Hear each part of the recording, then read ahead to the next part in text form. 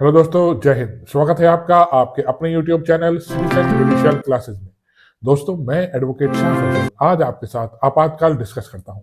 Emergency 25 जून 1975 को लगाई गई, क्यों लगाई गई, क्या परिस्थितियां थी, उस समय राष्ट्रपति कौन थे। ठीक, श्रीमती इंदिरा गांधी जो हमारी प्रधानमंत्री थी, उन्होंने इमरजेंसी क्यों देश में लागू करी, ये सब मैं आज आपके साथ डिस्कस करूंगा। दोस्तों, इमरजेंसी का प्रावधान, आपातकाल का प्रावधान संविधान में कहां दे रखा है, ये कितने प्रकार का होता है, ये सब मैं आज आपको बताऊंगा।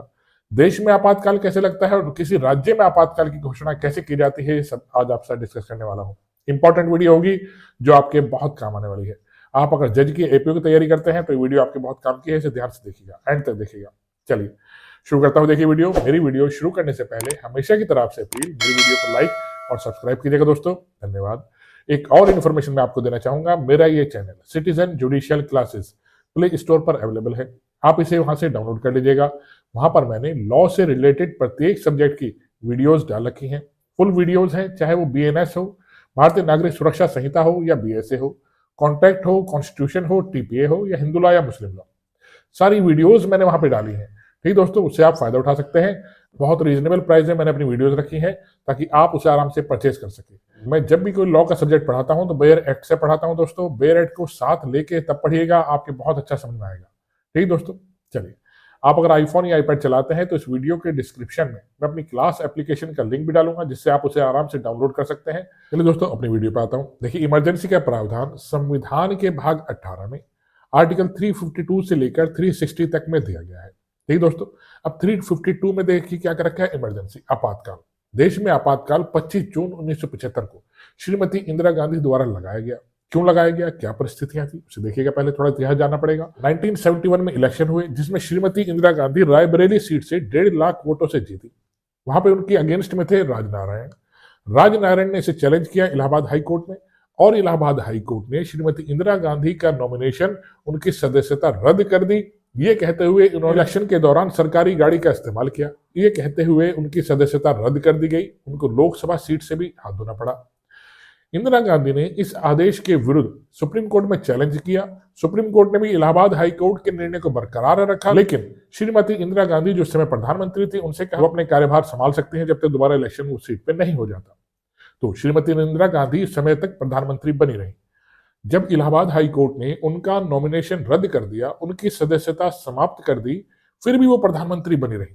ठीक दोस्तों, क्योंकि देखिए, आयरन लेडी श्रीमती इंदिरा गांधी को वैसे ही नहीं कहा जाता था, वो बोल्ड लेडी थी। इसके अगेंस्ट में बिहार से जयप्रकाश नारायण द्वारा एक आंदोलन शुरू हुआ, विद्यार्थियों का, स्टूडेंट्स का, और धीरे धीरे करके पूरे देश में वो आंदोलन फैल गया। ये खबर दिल्ली तक श्रीमती इंदिरा गांधी तक ही पहुंची। उन्होंने देखा कांग्रेस के अगेंस्ट में एक लहर बनती जा रही है, और जयप्रकाश नारायण जो किसी सामाजिक संगठन से भी नहीं जुड़े थे, सिंपल एक व्यक्ति थे, जैसे अन्ना हजारे ने आंदोलन चलाया था 2014 में, इसी तरीके से वो जयप्रकाश नारायण थे। सोचिए, देखिए 1971 की बात हो रही है। उस समय मीडिया पे भी प्रतिबंध लगा दिया गया, सब तरीके से प्रतिबंध लगा दिया गया था पूरे देश के अंदर। ठीक, लेकिन फिर भी 25 जून 1975 को श्रीमती इंदिरा गांधी को देश में इमरजेंसी लगानी पड़ी, आर्टिकल 352 संविधान के तहत। ठीक दोस्तों, उस समय राष्ट्रपति थे डॉक्टर फखरुद्दीन अली अहमद। उन्होंने देश में इमरजेंसी की घोषणा करी। देश का चौथा स्तंभ मीडिया, उसको भी प्रकाशन करने से रोक दिया गया, और उनके प्रकाशनों पर भी प्रतिबंध लगा दिया गया। पहले वो सेंसर बोर्ड से चेक होते उनके प्रकाशन, फिर जाके वो प्रकाशित किए जा सकते थे। ठीक दोस्तों, हर तरीके से प्रतिबंध देश में लगाया गया। देश में एक जन आंदोलन फैल गया। 1.5 साल तक की इमरजेंसी देश में लागू रही, और 21 मार्च 1977 को ये आपातकाल समाप्त हुआ। उसी साल देश में इलेक्शन हुए। देश में इलेक्शन के दौरान कांग्रेस पार्टी बुरी तरह हारी। जेपी आंदोलन पूरे देश में फैल चुका था, जिसका प्रभाव कांग्रेस पार्टी की हार थी। जनता दल सरकार सत्ता में आई। मोरारजी देसाई देश के अगले प्रधानमंत्री बने। दोस्तों, ठीक, और मोरारजी देसाई के समय में बहुत सारे संशोधन भी किए गए, जिन्हें 44th अमेंडमेंट 1978 भी कहा जाता है, ठीक, संविधान के अंदर। अब मैं आपको बताता हूं इमरजेंसी किस तरीके से पूरे देश में किसी एक पार्ट में, मीन्स उस राज्य में लगाई जा सकती है जहां पर गंभीर आपात विद्यमान है, या युद्ध या बाहरी आक्रमण या सशस्त्र विद्रोह की कंडीशंस उत्पन्न हो गई हैं। आपको 3 चीजें याद रखनी है, युद्ध हो गया है, ठीक, या बाहरी आक्रमण हो गया है। बाहरी आक्रमण क्या, किसी ने हमारे देश पर आक्रमण कर दिया है, या सशस्त्र विद्रोह हो गया है। सशस्त्र विद्रोह का उल्लेख संविधान में पहले नहीं था, इसे 44th अमेंडमेंट 1978 द्वारा ही आंतरिक अशांति शब्द को हटाकर सशस्त्र विद्रोह जोड़ा गया। दोस्तों, इस तरीके से इमरजेंसी 3 तरीके से लगाई जा सकती है, युद्ध, बाहरी आक्रमण और सशस्त्र विद्रोह। ठीक दोस्तों, ये पूरे देश में भी लगाई जा सकती है और पूरे देश में किसी एक पार्ट है जहां पर युद्ध हुआ है या युद्ध होने की आशंका है या सशस्त्र विद्रोह फैल सकता है, उस पार्ट में भी इमरजेंसी लगाई जा सकती है। कौन लगाते हैं? राष्ट्रपति लगाते हैं। राष्ट्रपति को कैसे पता लगता है? राष्ट्रपति को प्रधानमंत्री और मंत्रिमंडल से मिलकर बनी एक समिति सलाह देती है कि देश में इमरजेंसी लगाई जानी चाहिए। यह सलाह लिखित रूप में देती है प्रधानमंत्री कमेटी। ठीक, लिखित रूप में राष्ट्रपति को देना पड़ता है कि देश में इमरजेंसी लगा दीजिए, तभी मंत्रिमंडल की सलाह पर पूरे देश में राष्ट्रपति इमरजेंसी लगा सकते हैं या देश के किसी एक पार्ट पर भी इमरजेंसी लगा सकते हैं। ठीक दोस्तों, इसका उल्लेख संविधान के 352 आर्टिकल में कर रखा है। अब आते हैं आर्टिकल 356 में, राष्ट्रपति शासन। राष्ट्रपति शासन क्या होता है? जब किसी राज्य का संवैधानिक तंत्र विफल हो जाता है तब उस राज्य में राष्ट्रपति शासन लगा देते हैं। ठीक दोस्तों, अब संवैधानिक तंत्र विफल होने का मतलब क्या होता है? जब वहां पर सरकार पूर्ण बहुमत में नहीं होती तो वहां पर राष्ट्रपति शासन लगा दिया जाता है। ये होता है आर्टिकल 356 में उल्लेख कर रखा है। ये 6-6 महीने करके 3 साल तक इसकी अवधि को बढ़ाया जा सकता है।